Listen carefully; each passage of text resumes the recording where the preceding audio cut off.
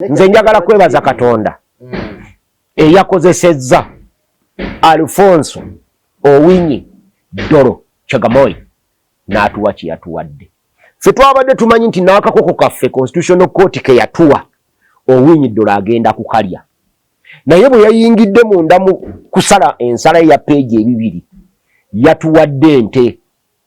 Owali obaddekaawo ng'olina enkoko yo ng'omusajja omulaba azze ng'ogamba agenda kugitwala ate n'agamba nti nkuwadde ente. Essanyu ly'ofuna olimanyi bwe lyenkana. Era njagala kwewaza Kiwanuka Kiryowa.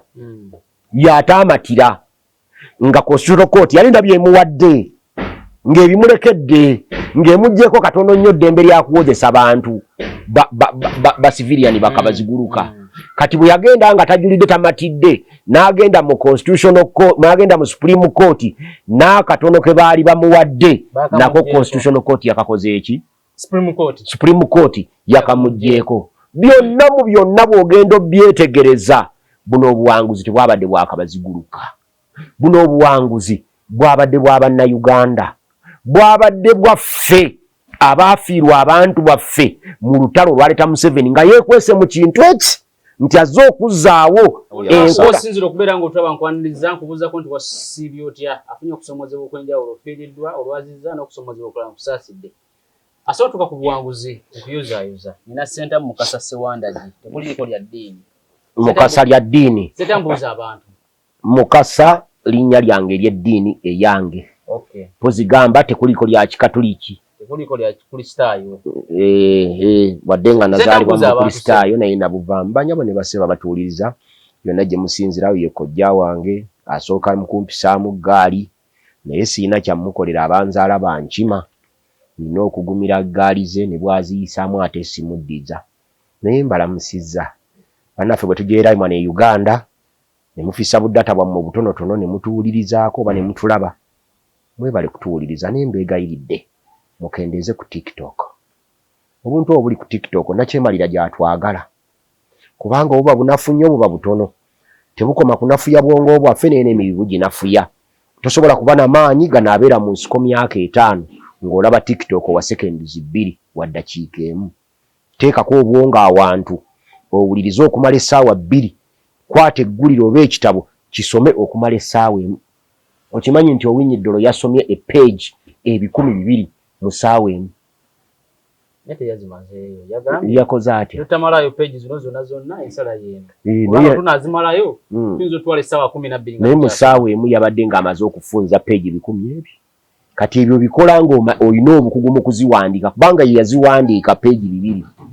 bwe wankubira essimu nga neebase essaawa 3 ez'okumakya bagamba otya? Nabagamba nti mukulwanyisa Museveni mukiveeko kubanga zessaawa Museveni mukadde wa myaka 8 ye gy'ayogera wadde nga ffe tumanyi wa 9. Nayingira 10 ate onkubira ku ssaawa 2 nyingidde essaawa 10 ez'ekiro nga bukya ssaawa 2 onsuubira okuba nga nkyatunula. Ne bw'oba oyingidde 11 obudde bwe buvaako eddiba fuluma baako by'okola ddamu webake ku 5 kutuuka 6 7 8 naye nga zino ezisooka wazikozesezza nga ziri zifulu gy'oli.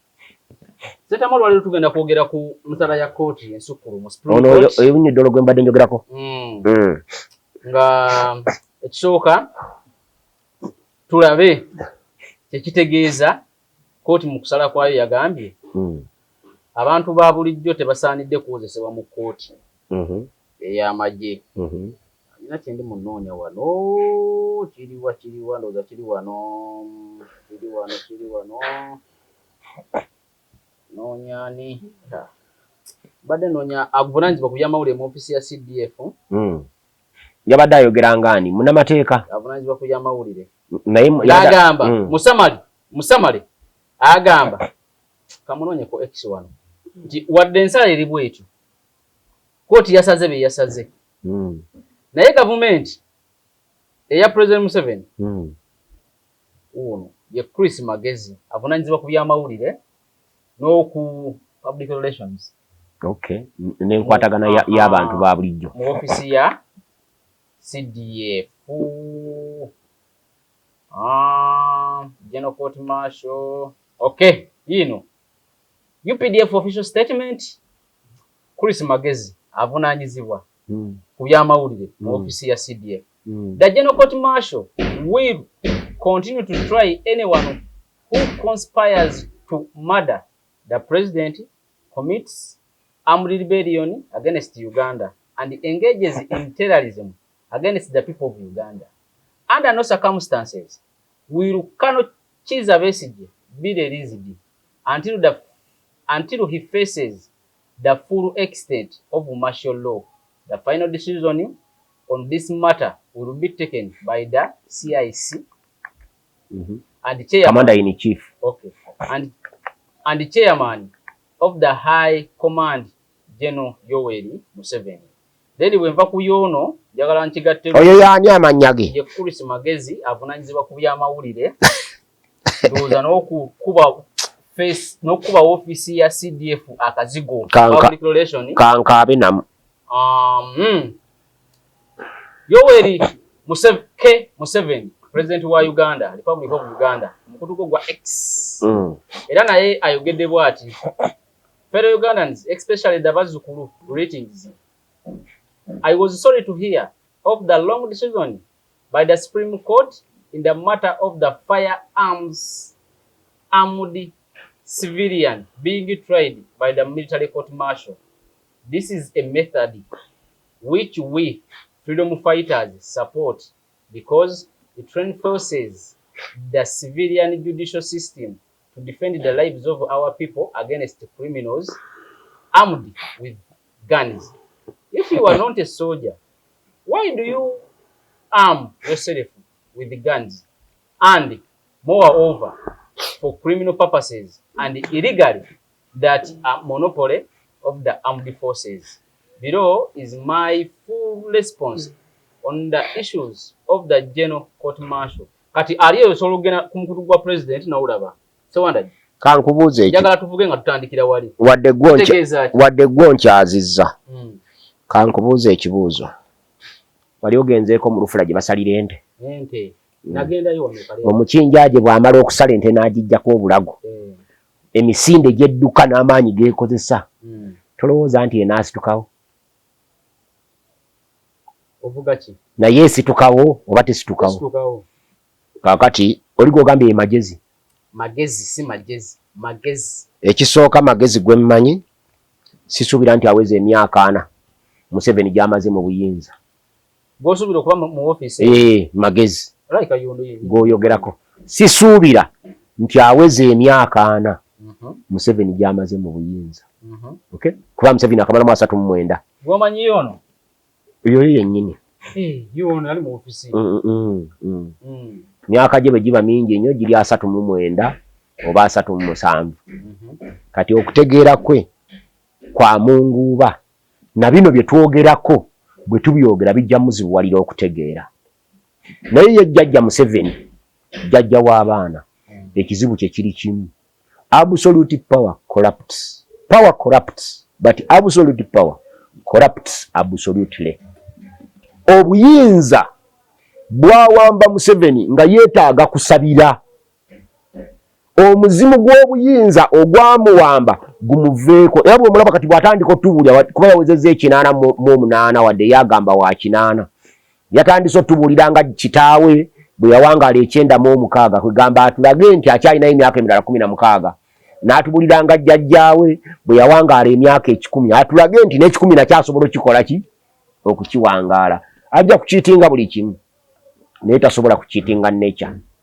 Nze njagala kwebaza Katonda eyakozesezza Alfonso Owinyi Doro Chagamoy n'atuwa kye yatuwadde.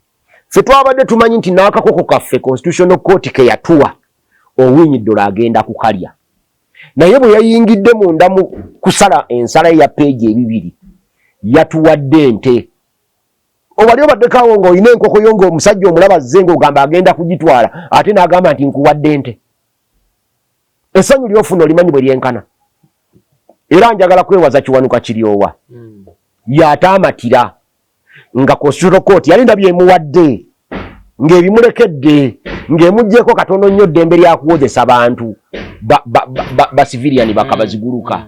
Kati bwe yagenda nga tajulidde tamatidde n'agenda mu Constitutional Court n'agenda mu Supreme Court n'akatono ke baali bamuwadde nako Constitutional Court yakakoze eki Supreme Court yakamujjeeko. Byonna mu byonna bw'ogenda obyetegereza buno obuwanguzi tebwabadde bwakabaziguluka.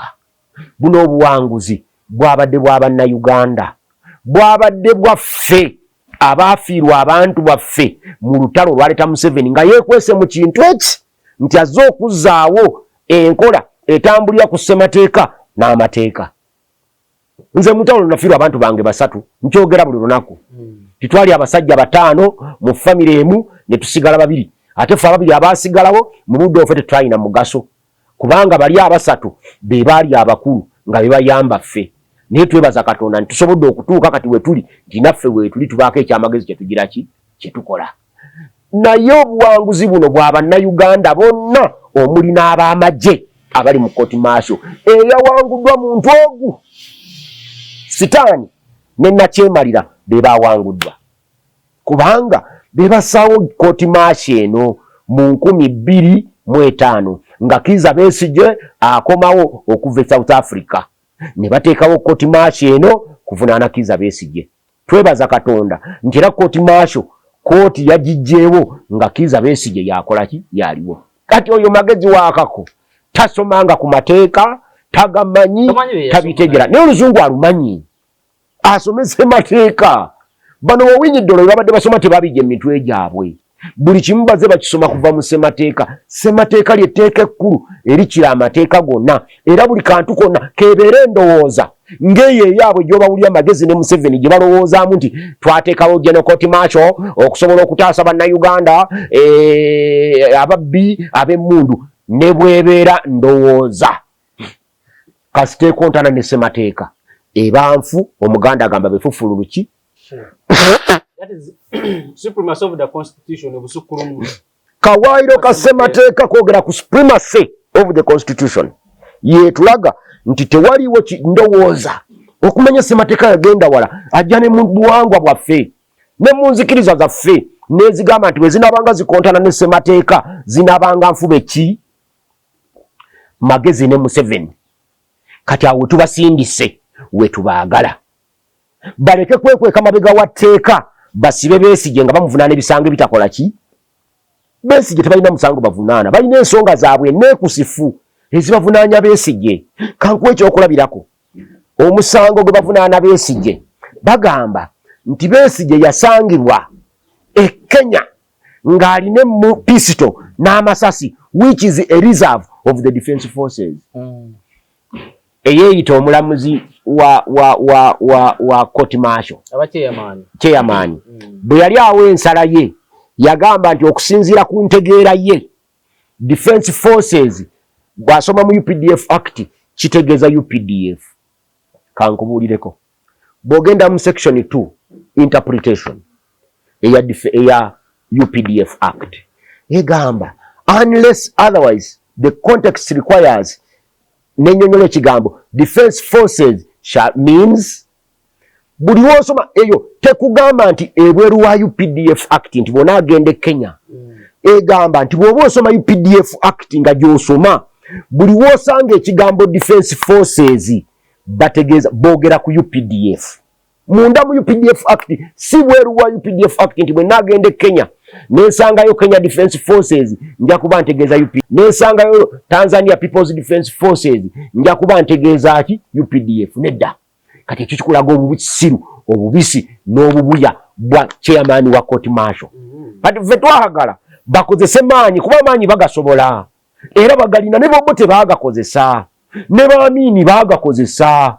Kati Museveni yabadde smart dictator eyekweka emabega w'etteeka n'alikozesa ekyo naye abalamuzi mu byonna bw'ofunza peegi 2 n'ozitunulira bw'oti badidde UPDF gye bayita General Court Martial ne subordinate courts zaayo zonna ne babijjawo. Babikoze eki kubanga UPDF bagigambe n'ogigamba nti tesobola na General Court Martial terina buyinza yadde obusiba omubbi w'enkoko mu kkomera esigale ku misango gyayo egyagiteesawo. It is a disciplinary committee kukwasisa mpisa mu basirikale ne n'abasirikale bennyini lwaki ngambe n'abasirikale baanunuddwa n'abasirikale bennyini abavunaanibwa emisango kasita gibeera ng'emisango egyo girambikiddwa mu tteeka ly'ebibonerezo the Penal Code Act oba mu tteeka eddala babatwale mu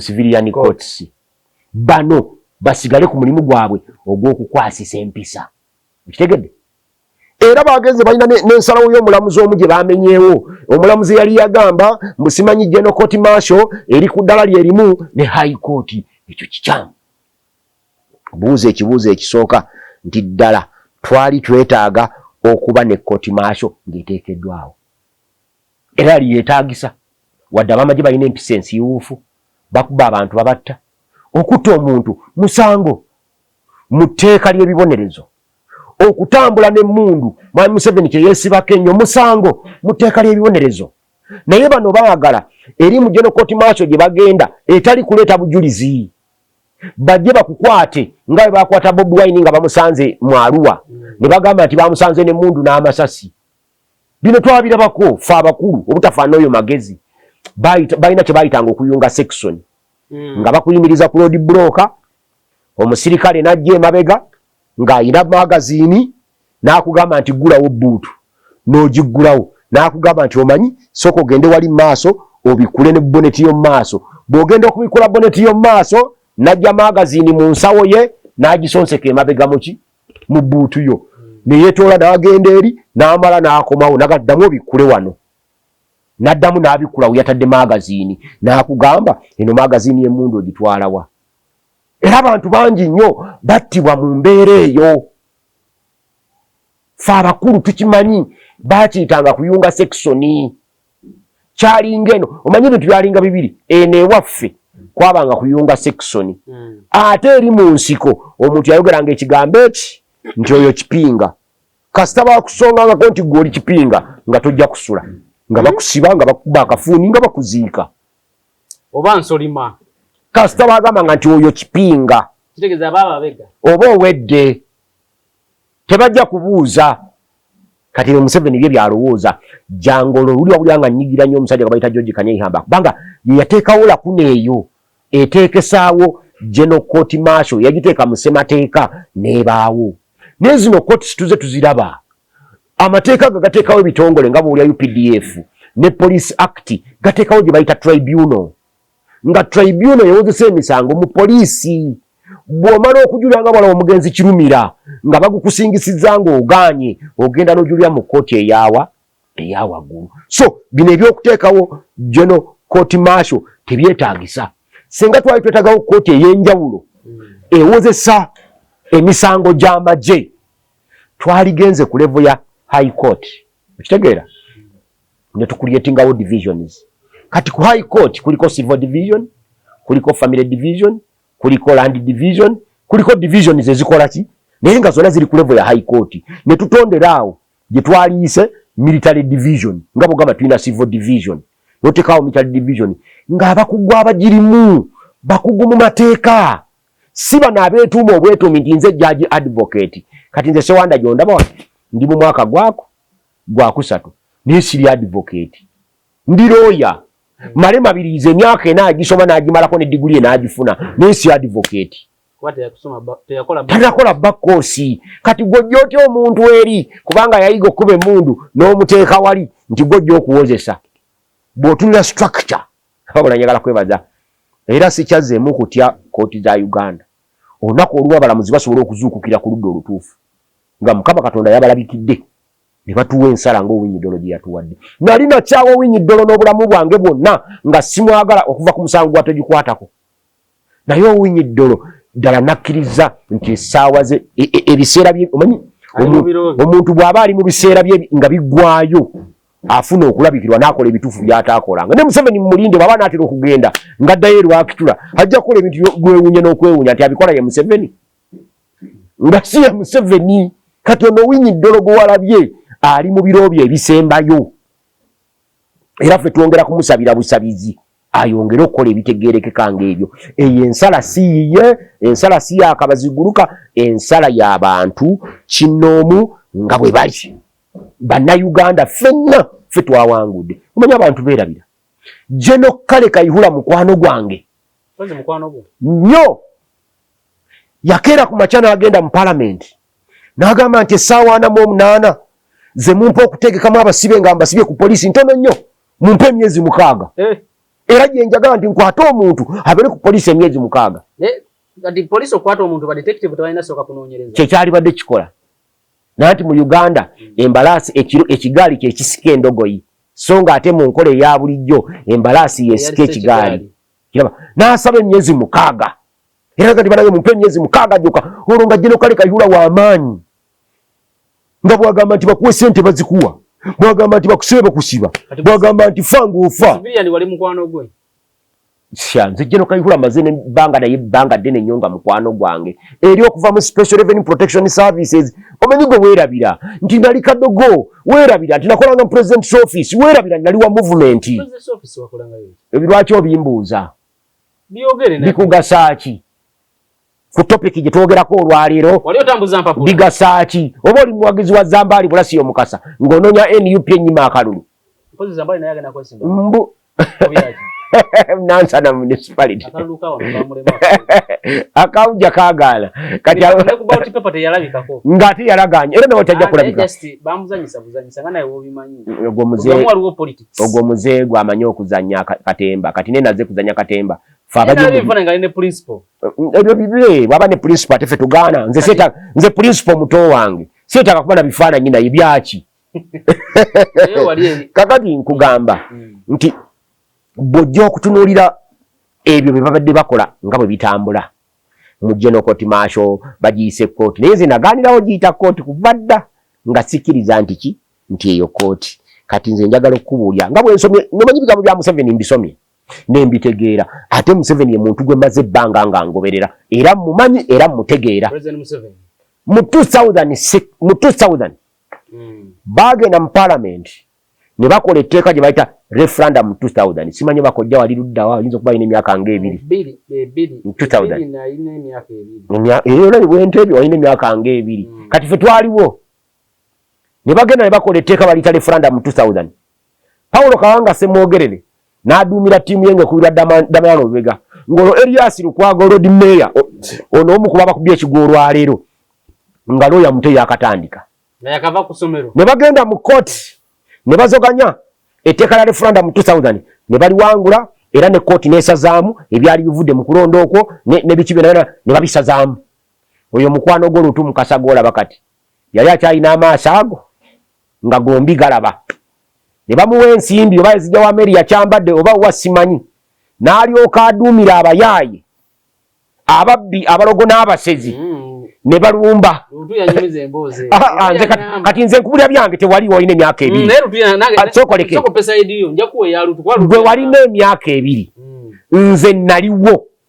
Era mu kalulu aka referendum nga Basadaamu bakayingiddemu ku sayidi y'ejjuba. Ffe twali ku ludda lulala, tetwali ku ludda lwa Juba, tetwali ku ludda lw'abali. Ffe twali ku ludda olugamba nti tewasaanye kubeerawo referendum. Era ffe abaali ku ludda olugamba tewasaanye kubeerawo referendum, ffe twawagira abaagenda mu kooti.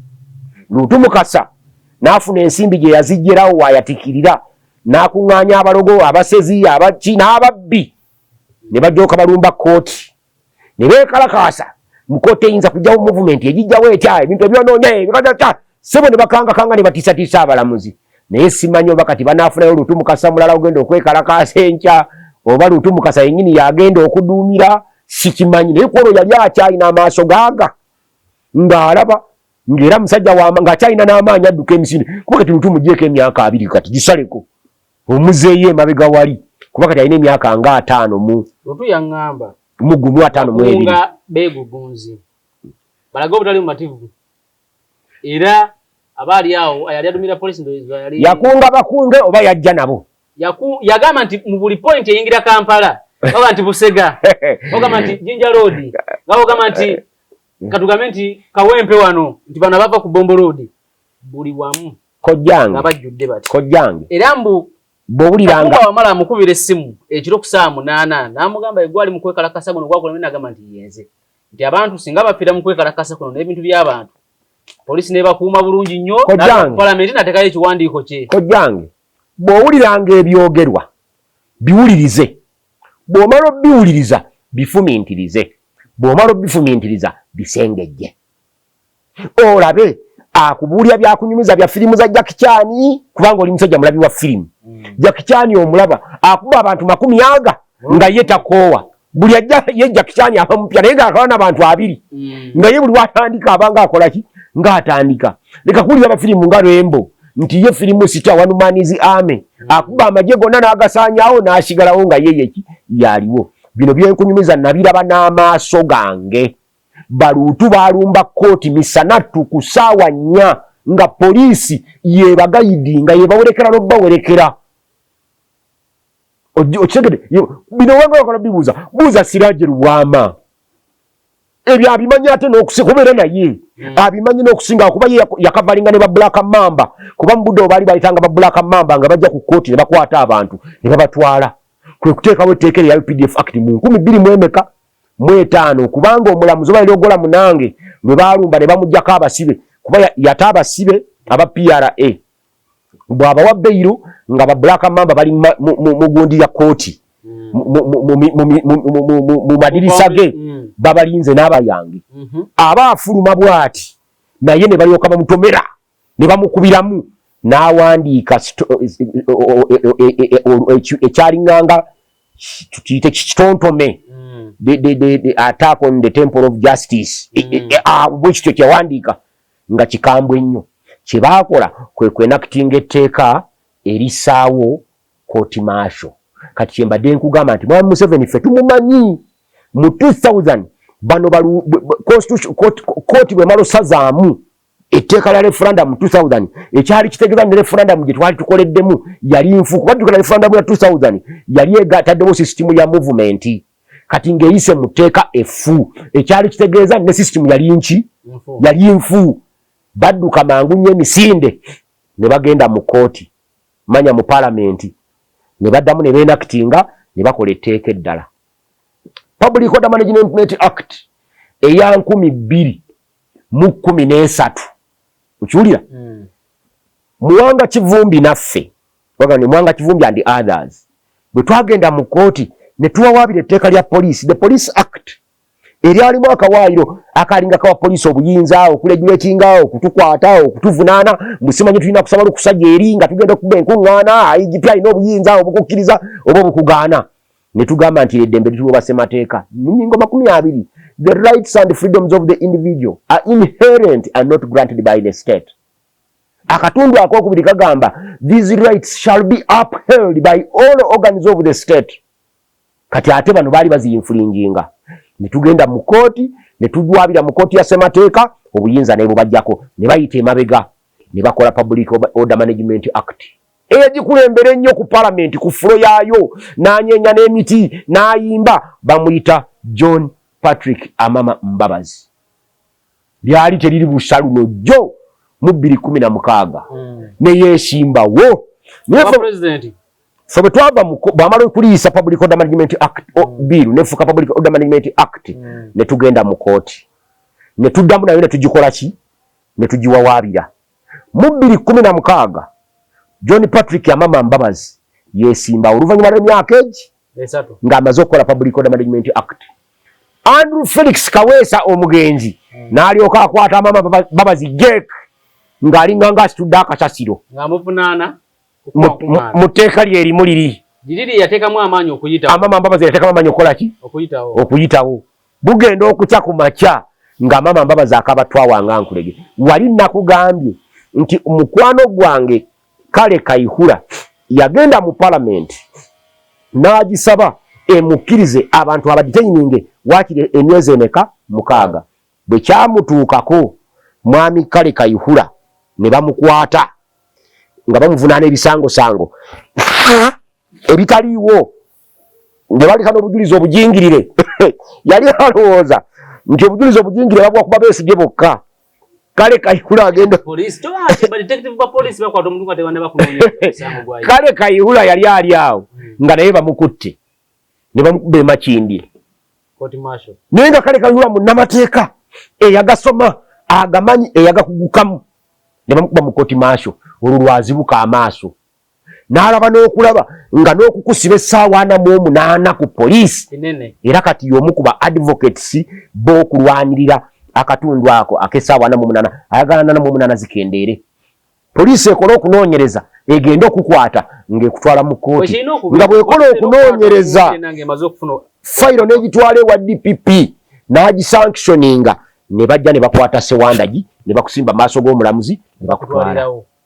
Amateeka gano gagamba olebwira nga bongera nnyo ku bail bagamba bail teri automatic leero saatambudde naye gagamba bail teri automatic naye ekyamazima bail eri automatic bail teri automatic wano naye ssemateeka alina wagambira nti omusango guno bw'onoobanga omaze ennaku 24 ku limanda bajjanga kuwaki bail wano osobola wano woogisabira wanongeze ennaku tezinnawera ebeera ku discretion yaki ya mulamuzi naye bw'omala okufuluma wali nga zakuziri ziweddeko omulamuzi ayagala tayagala kimukakatako kuwaki bail tekitegeeza nti omusango oguwangudde bail tekitegeeza nti omusango oguwonye kitegeeza nti va mu kkomera genda owooze ng'oveeka omusango ogwo bw'oli gusinga bakute bwe guli kusinga bakutwale bakusibe okola ekibonerezo lwaki omuntu basobola omusiba emyaka egi ate omulamuzi n'amwejjeereza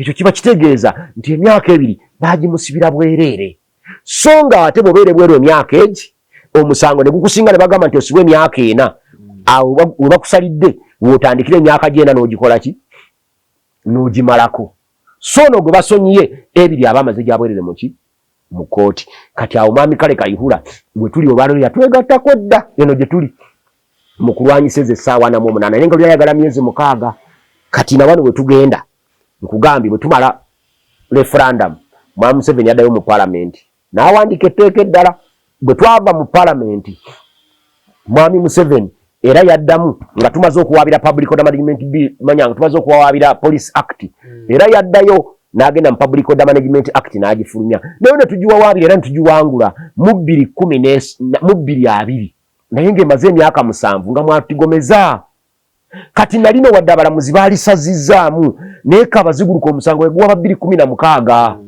ensalawo n'agifuna mu 2020 okuva mu 2020 tuli ku apiiru eyoono kati ffe okuva 2020 tuli ku apiiru eyatonejjeno kiri wakiwanuka eyajulira ku tteeka lyaffe twakola ki alina nenkola ye olukola apiiru ng'ateekamu ne site kitegeeza ki bwasaamu site bwebeera granted kitegeeza nti lyekadde likyakola paka nga eno kooti emaze okukola ki okusalawo kati naffe poliisi ekyatusoganyiza muliri naye nga baalisazaamu dda era ensalawo ya kooti tugikola ki tugiina batuwiza mujja kunsobya namukayigu katono nnyo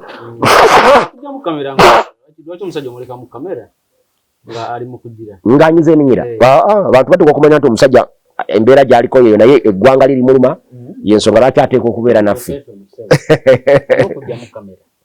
kakati kyenkulaga nti mwami Museveni okusinziira ku tweet ye ku kazi oba X kati bagiyita batya naye nze kyagiyita tweet okusinziira yasigaza erinnya kati app ye yakyusa erinnya X naye okusinziira ku tweet ye mwami Museveni akulaga nti mu kukukuluma kwonna kwakukuluma kiwanuka kiri ow'essaawa yonna atwala etteeka mu palamenti n'ensalawo ya Owiny Dollo bw'ogisoma ekulaga nti Owiny Dollo yabadde amanyi nti byonna bifu naye n'abalekerawo ekituli kubanga obwedde agamba the General Court Martial as it is today era n'abagamba nti yabawadde n'ebyokukola bagende bakole ebyo baba gyagala ogizaawo naye ffe tugamba okuzzaawo General Court Martial nga bagyagala teyeetaaga kuddawo bwe baba nga waliwo emisango egyetaagisa okuwoza nga gyaba amagye bateekewo military division nga bwe tulina civil division,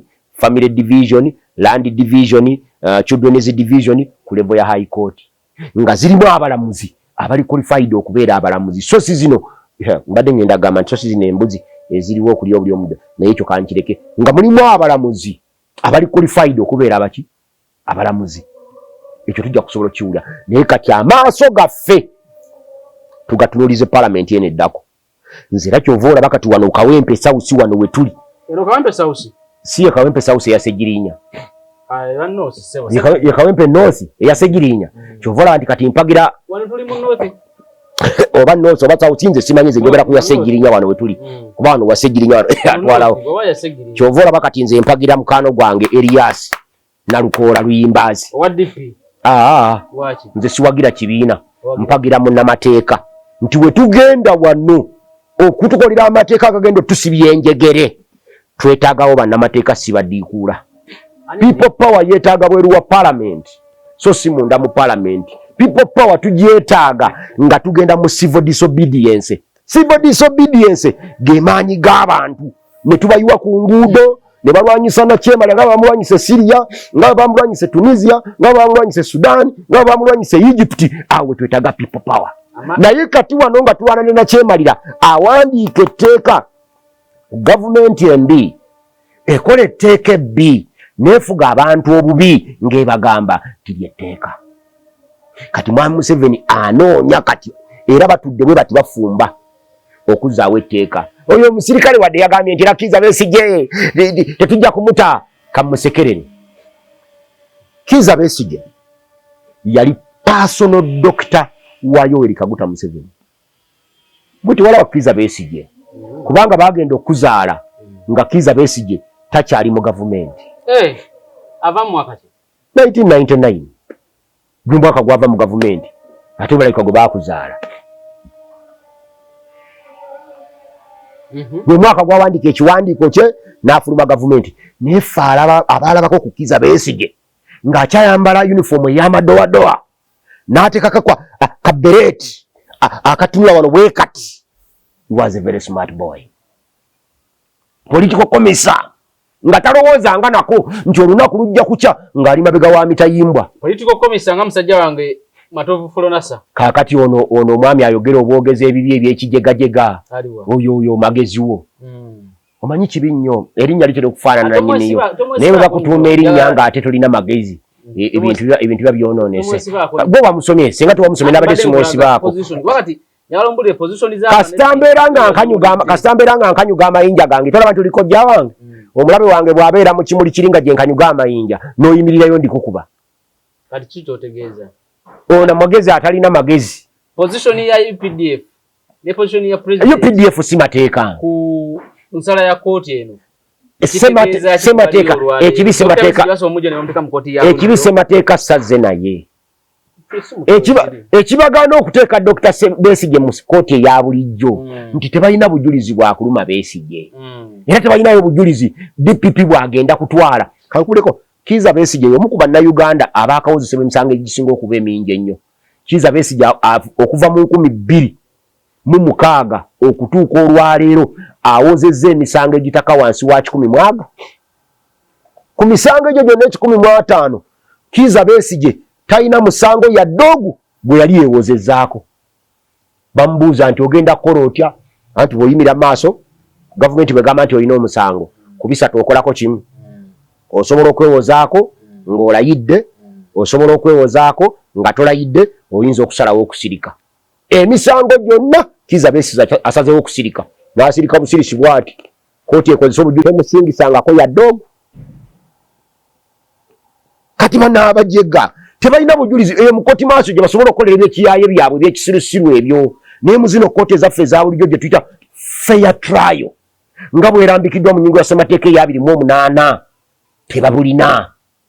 Omulamuzi yabalagidde era Erias Lukwago enkya ku Mande bagenda ku extractinga order ya mulamuzi mu nsala eyo.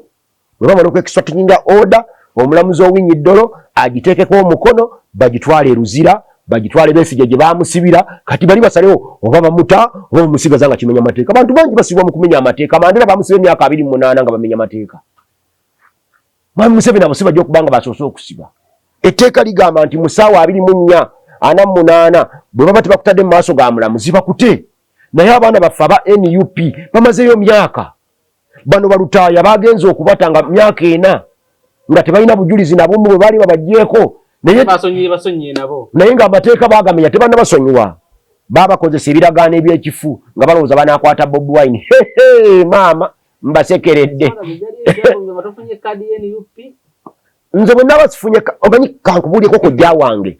Njagala ove mu ndowooza y'ekijege eyo kojja wange.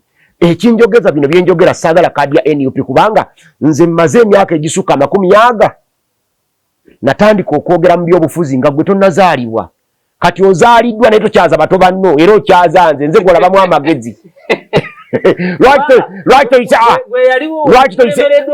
lwaki toyise Zambaali era n'oyitanze kuba omanyi nze ndimu amagezi nze ndimu empeke esobola okuwa kyoyagala bino nze mbikubaganyako ebirowoozo tegusuula namuwa bwi magezi amatono ennyo era amalungi okuba sirina kyemuvunaana kyonna era talina musango gwazizza n'ekikola amakulu mangi nnyo nga zeeyo ewaabwe eri eka gyasibuka Museveni gyatuwangula obulu 9 ku buli 10 ne bwatufunayo obululu obwo Museveni n'afuna 85 ku buli 10 obujja kutuyamba abadde avuganya na Lutamaguzi naye yagenze okulaba nga eyo ngoma naye tagisobola kati najja ayiikirize wano manyi Wakayima atukoze bubi nnyo talina kyakoze Nansana municipality ye constituency esingako abavuganya abangi nga bona bali mu NUP bawera 20 bawera 20 abavuganya constituency ya Wakayima anti ekyo kikulaga ate bonna nga bo balaba okujjako nze Kasenta Musewandagi nze siva mu Nansana division Wakayima gy'abeera bonna bava mu Nansana division bamanyi endya n'ensula Wakayima abeera wano nabweru mu Nansana naye yazimba Wakiso naye Nansana division ayina yakasomero Diamond Zentembo kati akasomero ako kwasinziira najja nazoganyaawo naye nga amakage yagazimbayo kasengejje Zambaali naye wano nabweru wano simanyi ye gy'abeera naye nabweru mpulirayo babazadde be babanganda ze bwe bityo naye nze Senta Musewandagi ndiwe maganja ate ndi muzaale waawo taata wange we bamuzaalira nange nze siri mukubazzi ndi musajja munnabuddu lwa nsonga egi akabwa tekeerabira gye baakola jjajjange Maliko Nyanzi Serwanga yazaalirwa Bbaala mu Buddu kitange eno Lubulada Mwanda Sewandagi yazaalibwa Maganjo nange we nazaalibwa ku Lusozi Mmawu banzaalira wano Mulago Hospital maama wange mwannyoko yakeera ku makya singa olubuto lumulumye n'agenda wano bamutwala kiro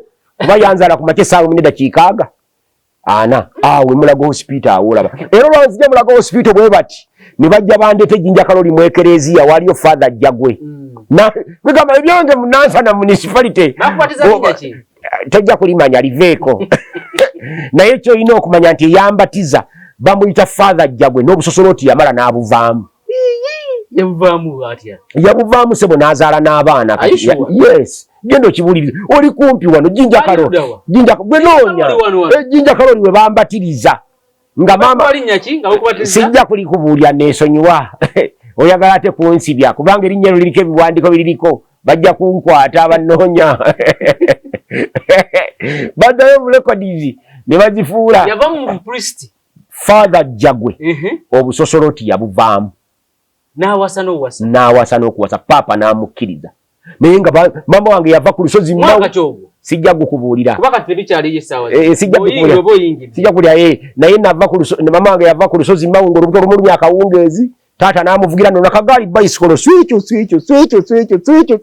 n'amutuusa Mulago ne bukya ku makya saawa emu tekikaana ne banzaala kati mulesi nawe olweni UP ne batusiibula olwatusiibula kuba banzaala ku Friday kati enkera yali Saturday then ku Sunday Father Jagwe nanjiwako amazzi amatukuvu n'abayiwako amazzi amatukuvu gamaleko kadambi yenna mutukule ebyomukama yabitugamba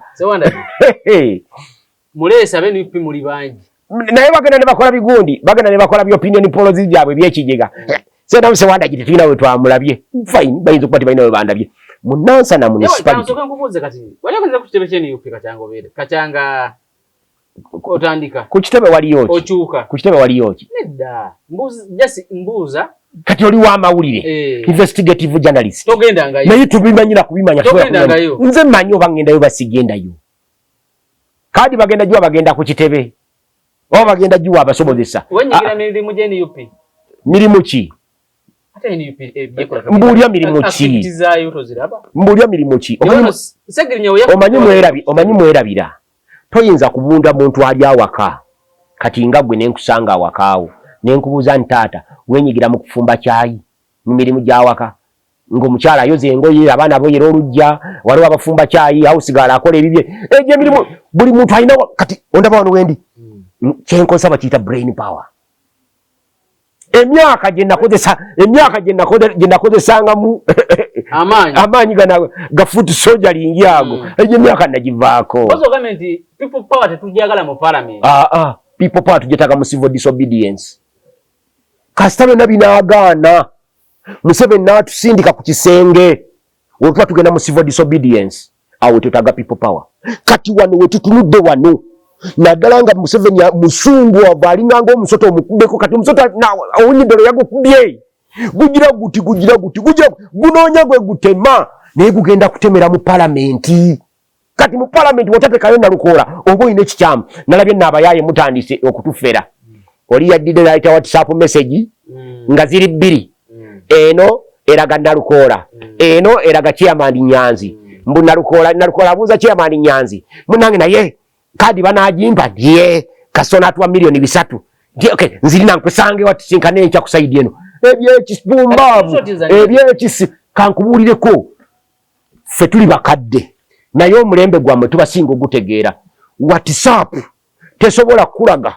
linnya lya Nalukoola eno nekulaga n'Enyanzi gwagisindikira bw'oba Matiya ng'oweereza Sewandagi obikula ku page eyo wabeerawo Sewandagi yekka kati haka talina bw'abeera Matiya ne Sewandagi betwayogedde ababiri haka bw'asobola okumanya ebyange ate n'amanya n'ebiri ewuwo kubanga zino page bino nga biraba ku WhatsApp ziraga nti page emu bagikutte ku simu ya Nyanzi ne page endala bagikwata ku simu ya Nalukoola Nyanzi ne Nalukoola bwe baba babadde babiri nga bategeeragana okufuna ssente Nalukoola afune kaadi toyina bw'osiriwaza muntu mbw ate Nyanzi yaze n'abiwa abantu babirabe ate mu kiseera kyekimu ne Nalukoola ye n'abiwa abantu babirabe how ffe temutusiriwaza kati bagenderedde ebyo nti kubanga NUP bwe naawa Nalukoola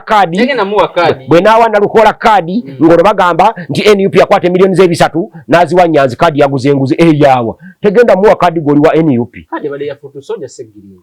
bakwate foot soja magala oba foot soja mulala yenna bamuwe kaadi we tulaga tetwetagawo foot soja twagalawo brain power president we yenyini yagamba nti kaadi ya ye Kawempe luli pressure ya muliko y'abantu nga bagamba muntu waffe guba era najiwa foot soja abantu bakitegedde era abantu kati obuvunaanyizibwa bwaffe okubuulira abantu kye bayita obukulembeze omukulembeze taba mulaalo omulaalo ente gwe zikulembera ye n'avaako emabega omuntu yakulembera bakulembera ne bamuvaako emabega kati ekizibu kye tulina nti abatukulembera balaalo enkola yaabwe ya nte bo balowooza nti ente zirina kubanga ze zibalagirira gye balaga so ffe waffe Buganda ffe tuteekwa okulagirira ente gye zitulaga gwe omukulembeze kye bayita obukulembeze gwe oba okulembedde ekigambo ekyo kya Luganda mu Luganda omukulembeze si yaba asembye emabega taba mukoobezi liida ne bwokiza mu Luzungu yaba akulembedde liida tasemba mabega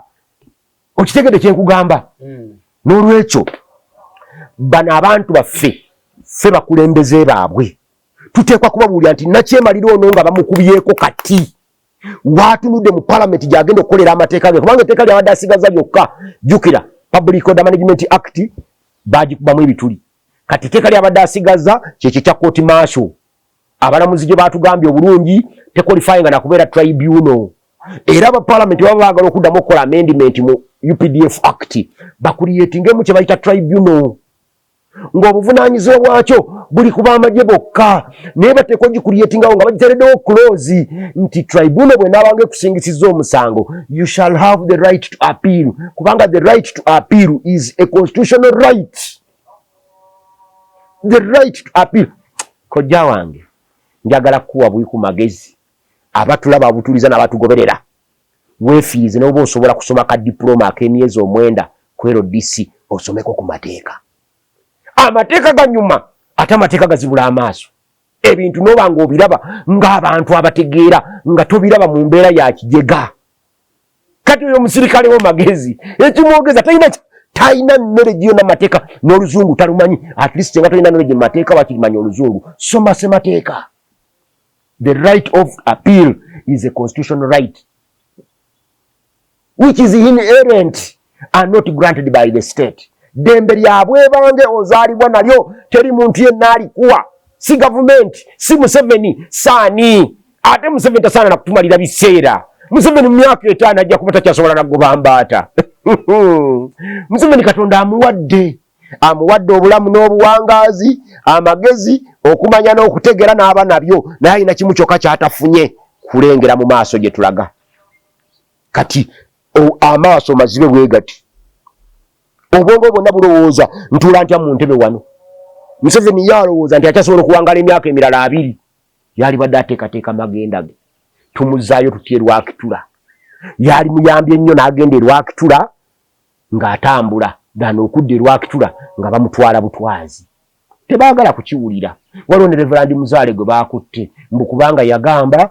nti mwana wa mu Bayibuli nti ajja kufa abaana be babeere bamulekwa ne mukyala wabeere nnamwandu Sentamu Tewandagi bwe nfa nga Kaweesi bwe yafa nga Kirumira bwe yafa abaana bo bafuuka bamulekwa ne mukazi we afuuka nnamwandu okufa tteeka osobola okufa nga bakusse osobola okufa olumbe osobola okufa obukadde kwebyo ebisatu Mwami Museveni asobola kufaako kimu kyokka kati bukadde Mwami Museveni ku bujjanjabi eggwanga bwe limuwa takyasobola kufa lumbe Mwami Museveni ku bukuumi eggwanga bwe limuwa takyasobola kuttibwa asobola kufa bukadde bo bukadde bujja kumutta naye eggwanga lyaffe alirekawa katudde ku Nansana municipality tuveeyo ndowooza Mukama wange yidwandese okwogera kola naye simanyi dakika zenjogeredde oba tezinnaggwaayo oyinza okuba nga oli mu pulogulaamu ya ssaawa 2 abantu nga tebajja kusobola kulaba pulogulaamu ya ssaawa 2 omanyiza binyogera bitala nnyo okunyumira bapulezenta kati obadde olowooza twakogerera dakiika 3 naye tuli mu ssaawa kati Sewandagi kozi constituency ya Mwenya Nansana tebagenda gitemamu ani akufera bagenda gitemamu ekyo kyendiko kyenwanako n'amaanyi gonna nze mmanyi kyantwala mu university okusoma amateeka nagenda kutunula amateeka nga buli abatagamanya abadde batwala advantage tusalamu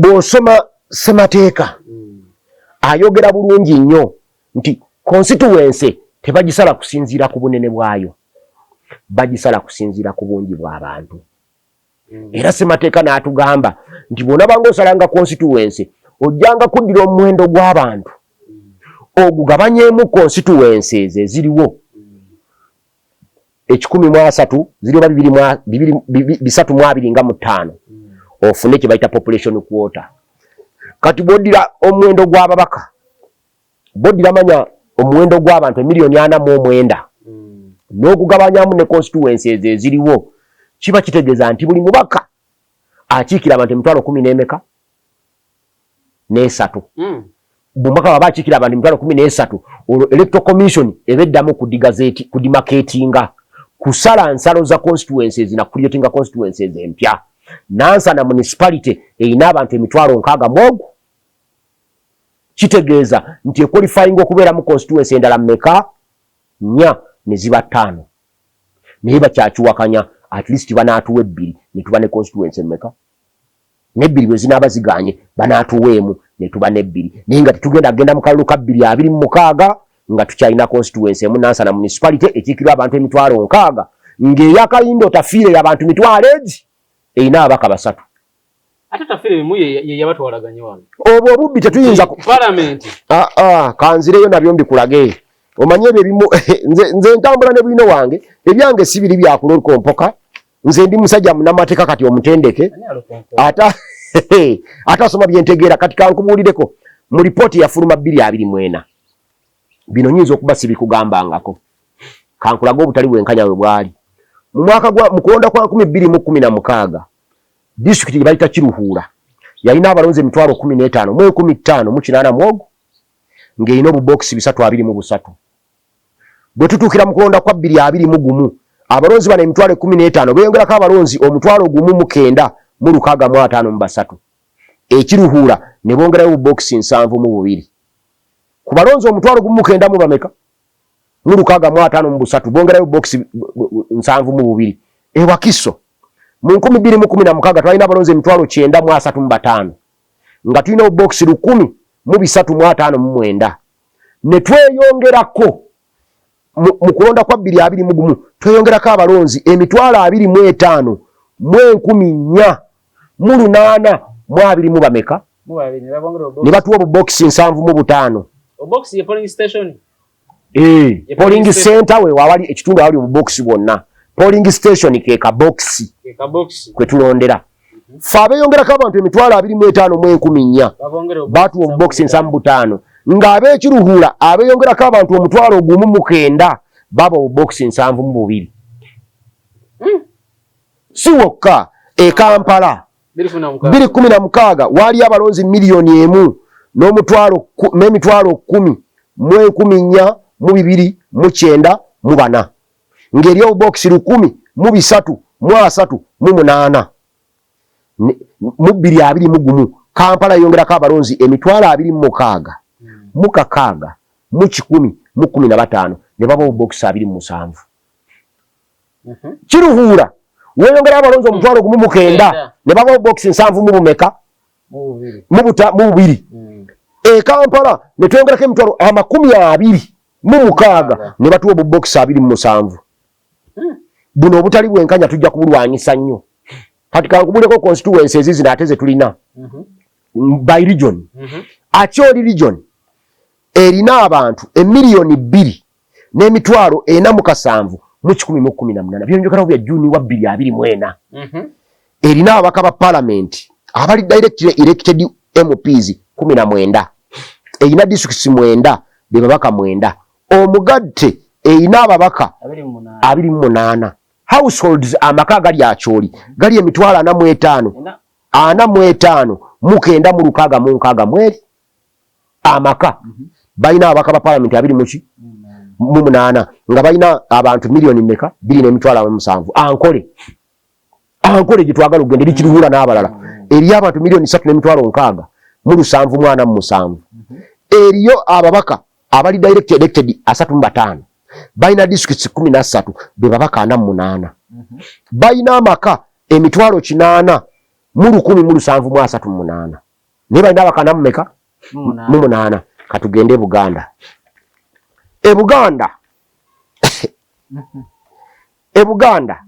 Buganda North ne Buganda South ngozi gasse tuyina abantu milioni 12 n'emitwalo 989 mu 426 bali milioni 3 abe ankole bali milioni 3 mu emitwalo 6 mu 7,700 baina abakana mmeka milioni 12 e Buganda tuyina ababaka 7,8 emilioni 10 tuyina abaka 7,8 ankole nagambye baina households emitwalo 8 mu 10 mu 7,38 e Buganda tuyina households emilioni 3 bo abantu balina milioni 3 n'emitwalo 6 fege makage tulina eri buli muntu omu eno household eno tuyina households milioni 3 n'emitwalo 5 mu 3 si wokka kankuweka abala batubba era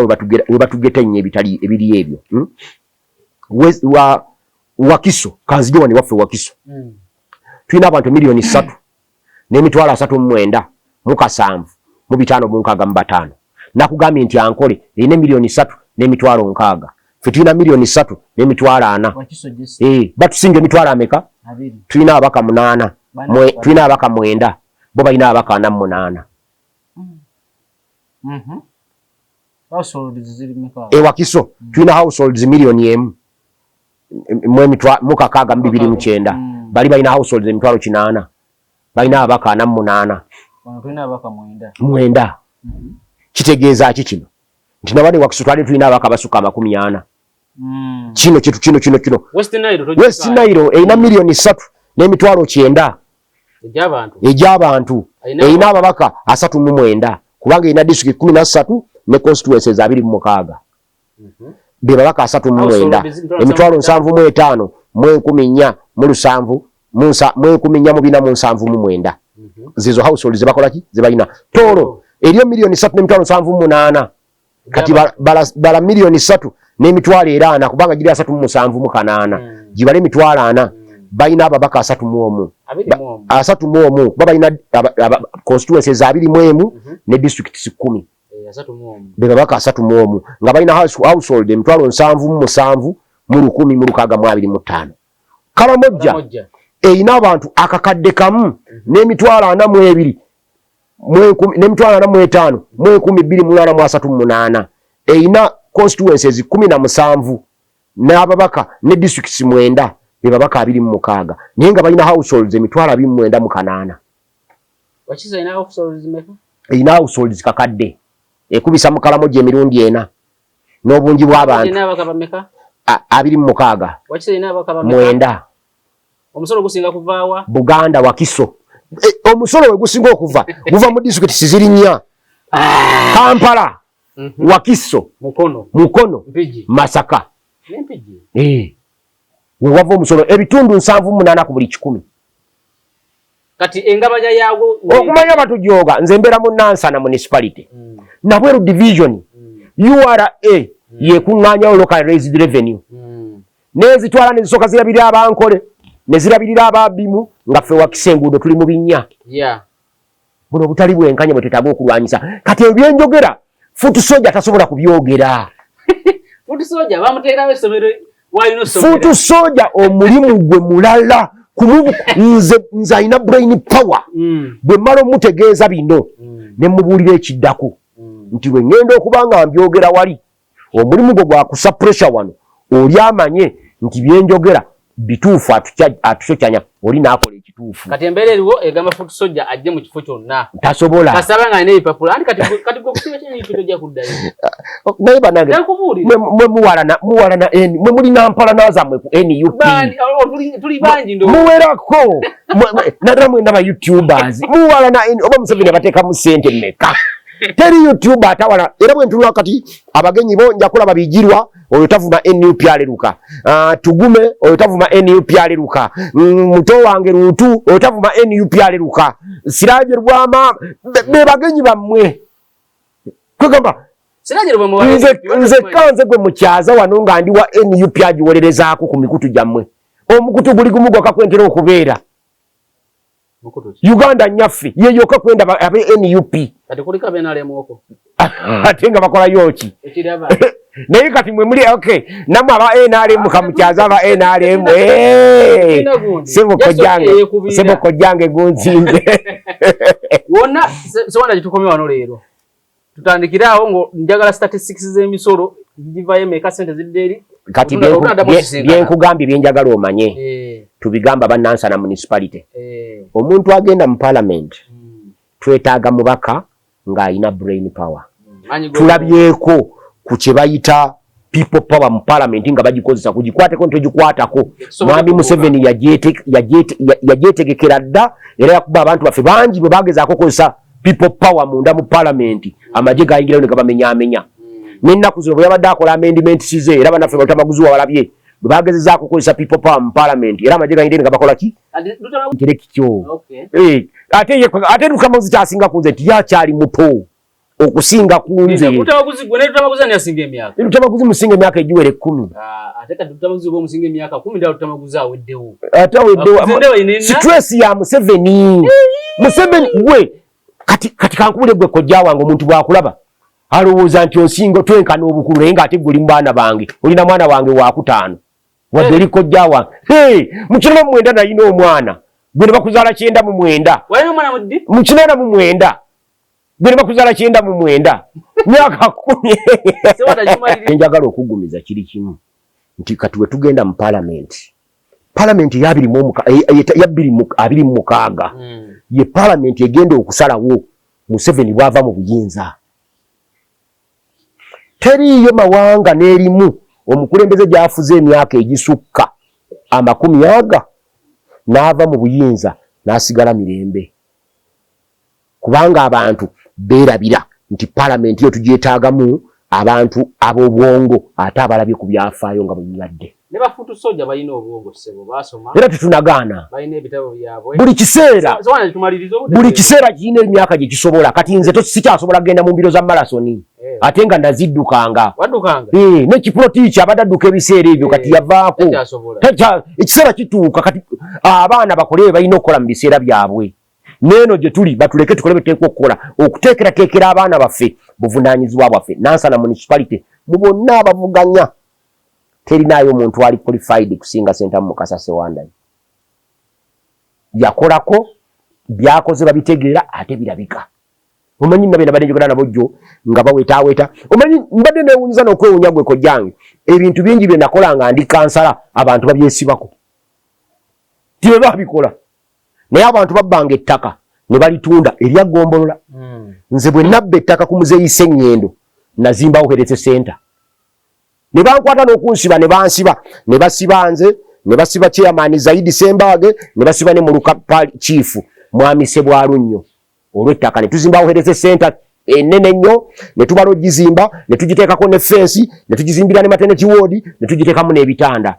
Eyaddako n'atuddira mu bigere nga chairman we Rotitiri alina obukyayi bunene nnyo ku Sentamu Sewandagi.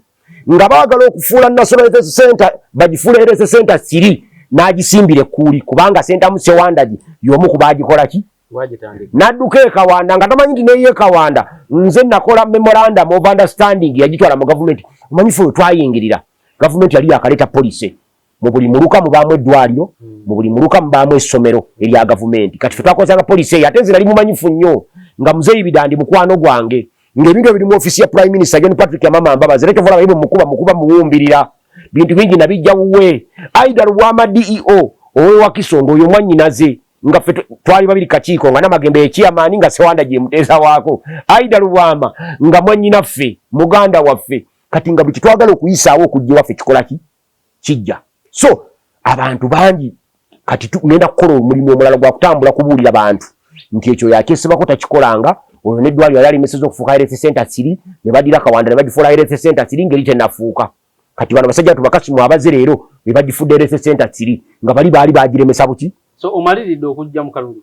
Sikumalirira bumalirizi ndagenda n'okudda ku ssomero mu 2007 ng'ekintwala ku ssomero kintu eki kufuna buyigirize bwetaagisa nzije nvuganye nga nina obuyigirize kati wendi nina diguli 2 nsoma ya kusatu mu senior 6 okoleyo ki omanye abantu abaka mugenda ne babanja bibakago zina tukume twabaze na milioni sigenda kubala milioni lukaaga ebya sente biveeko nze manyi akalumbano segirinya ino lukaaga era tukume twagenza okumalirira nga owo lukaaga ye mukopi kati abo batugume bolaba bayina ekigendererwa kyabwe okuteeka akatengo mu basentamu bahimbisibwa balina olukaaga basobole okuvuganya. Tugenda okuwunzika nga mu parliament ya Uganda temulimu babaka ba Buganda nga abaka abalimu ba Kyoli Yankole nga n'abakiike Buganda Bankole ba Rwanda ba Bunyoro nga bakiikirira Abaganda kati bete tugenda kubikola twabiganye. Bamma banyabo ne basaba badde batuwuliriza emboozi ya kkojja teggwa emboozi tebankadde ajumi agikaddiya naye nze nkugamba byenjogera biba byange londa mu ebyo byokka ebinaakugasa ebitakugasa bindekere. Wonna badosizira okubeera ng'otulaba tukomi wano olwaleero ne Sentamu Mukasa Sewandagi. Tutunuulidde ensala ya kkooti ensukkulumu etunula ne ku by'obufuzi naddala ebya Nansana municipality. Tunaakomerawo Sewandagi tujja tunuulira emisolo giva gitya mu madistrict ag'enjawulo. Tewali kye simanyi ebyo biri mu katabo kankano kola ebiri mu katabo kankano era bw'okanzibako oba onkoze bubi okasikaninga ne kabeera mu soft copy. Ojja kunyambako kojjange kati myaka gyamwe gimanyi nnyo tekinologi obeera ompa ssente nanti ojja kumpayo miliyoni emu banyabo ne baseba bawuliriza mukitegedde kojjange yeetaaga miliyoni emu okusikaninga bwino wange ono amuteeke mu soft copy asobola okumpeereza miliyoni emu esimu yange eri 0702 438 852 kojja wange addire MTN 772 438 852 kojja wange asikaninge bwino ono n'omulala aliyo era bagambe ndi musawo wa ttaka omulimu gwange omukulu nzijanjaba buli kirwadde kyonna ekibeera ku ttaka zeezo zenkozesa naye sikolera bwereere eyo butereevu osooka zimpeereza nga tonnajja eriyo omukyala gwe bayita Sofia we London yanziba emitwalo 5 nanziba n'7 kekadde kamu n'emitwalo aga naye abakuwadde bo lwaki toboogerako yakyogera kuba kubbye bokka ate abampadde bwe banzikiriza obboogerako nnyina obboogerako naye ate anziba enteeka omwatuukiriza abantu bamumanye Sofia lwe nadda nja kwogera erinnya lye eryokubiri Tukome wano leero tujja kutandikira olala akuume atakuumira mpeera wangale nnyo Ssaabasajja Kabaka.